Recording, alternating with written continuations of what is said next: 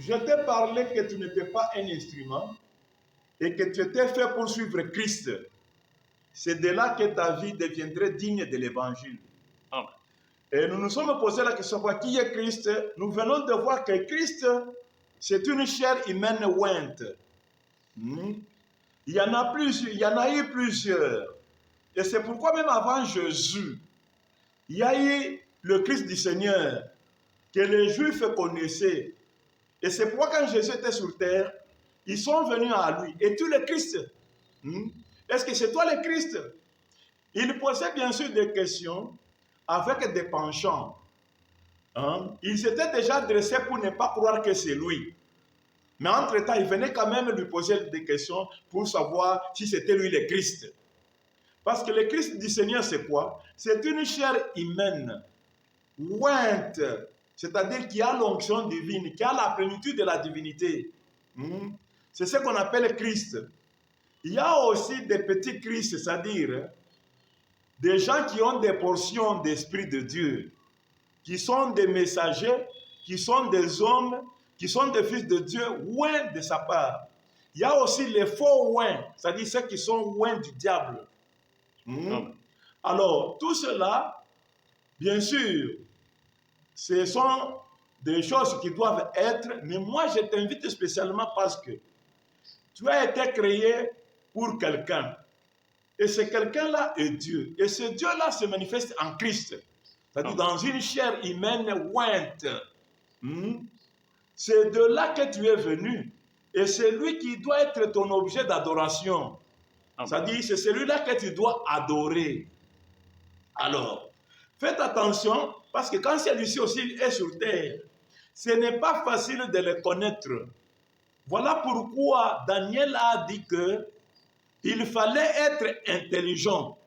C'est pour cela qu'on nous a exhorté de scindre les rênes de notre entendement, de discerner toutes choses, toutes ces exhortations, dans le sens à ce que tu découvres où est-ce qu'il est.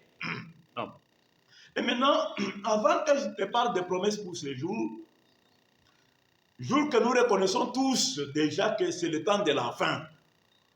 Donc, il y a la parole de Dieu qui est semée aujourd'hui par le messager de Dieu qui est William Marion Branham. Mais cette parole-là, comme nous allons l'entendre de lui-même, Branham dit, depuis le paragraphe 122 jusqu'à 123, j'irai peut-être même un peu plus loin, mais je vais m'arrêter à 123. Il dit, brochure, Christ est la révélation du mystère de Dieu. Christ est la révélation du mystère de Dieu. Voilà, c'est le thème que nous avons, non? Christ est celui qui révèle le mystère de l'être qu'on appelle Dieu. Amen. Alors, Christ est la révélation du mystère de Dieu, paragraphe 122 à 123. 122 là, je vais juste prendre les trois dernières phrases de ce paragraphe pour les joindre au paragraphe 123. Juste pour vous donner le contexte. Il n'y a pas de place pour y mettre l'intercession des saints ou tout ça. Il n'y a pas de place là pour ça. Il n'y a pas de place pour une dénomination. Il n'y a pas de place pour des credos extérieurs à la Bible. Voyez. Alors, quand vous voyez ces choses-là vraiment, elles ne cadrent pas avec les tableaux. Et c'est pourquoi les gens qui ont ajouté ces choses se retrouvent avec un puzzle tout embrouillé. Voyez, ils n'arrivent pas à assembler correctement. Ils n'arrivent pas à l'assembler correctement. Les mêmes hier, aujourd'hui et éternellement. Par contre, si la chose est assemblée correctement, on a là tous les tableaux de la chute et de la régénération. Le tableau complet de la création et le plan complet de Dieu révélé précisément en Jésus-Christ. Amen. Voilà le tableau complet. Tous les éléments placés correctement jusque dans les moindres détails. c'est vraiment comme, bon, je ne veux pas être sacrilège en disant ceci, mais c'est vraiment comme assembler les morceaux d'un puzzle. Donc, toi et moi, nous sommes en train de nous retrouver devant cette exhortation. Pourquoi vient-elle cette exhortation? Parce que la Bible, ce ne sont pas des citations. Comme le message lui-même qui est la parole parlée, ce ne sont pas les citations. Amen. Quand bien même les citations accompagnent cela, la parole de Dieu est autre chose. Amen. La parole de Dieu, elle est la vie des hommes. La parole de Dieu est un mystère. La parole de Dieu est un aliment de l'aigle. Et l'aliment de l'aigle, il n'est pas tout entier au même endroit. Il est mis ça et là, pour que celui qui doit avoir ça, il faut qu'il rassemble ça. C'est ainsi que ça demande de l'intelligence. Dieu n'a pas tout mis comme ça, noir sur blanc à la portée de quiconque. Non, non. Sinon même les non prédestinés allaient hériter du salut. Dieu a rendu l'aliment de l'aigle. Il a rendu la chose comme un puzzle. Un puzzle, c'est un ensemble qu'on a cassé en morceaux.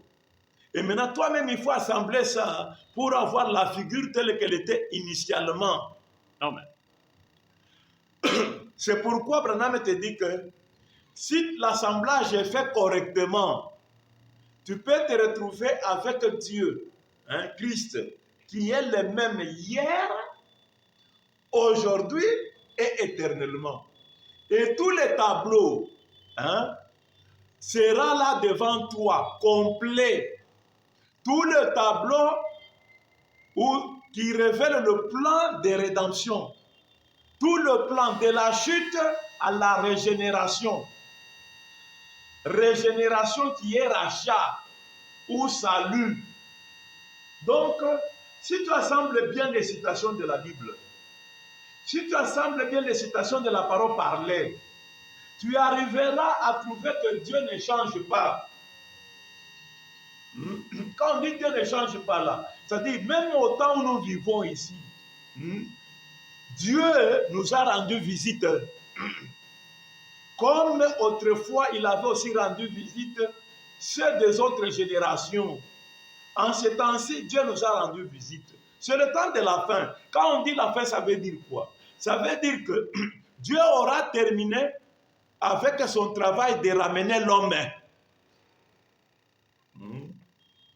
Alors, vous voyez ici, je suis en train de t'inviter déjà que le fait que nous venons même à l'église, c'est pour faire quoi? C'est pour attendre le salut. C'est pour chercher le salut. Hein? Sous-entendu, nous sommes conscients que nous sommes tombés. Et maintenant, nous cherchons le redressement. Nous cherchons à être ramenés. C'est la chose que nous attendons. Nous ne venons pas dans l'église pour chercher des emplois. Nous ne cherchons pas à l'église pour chercher à nous marier. Nous ne cherchons pas à l'église pour avoir cette vie ici confortable. Nous venons pour chercher notre salut. Amen. Suis-moi encore prochainement. Je t'ajoute encore quelque chose.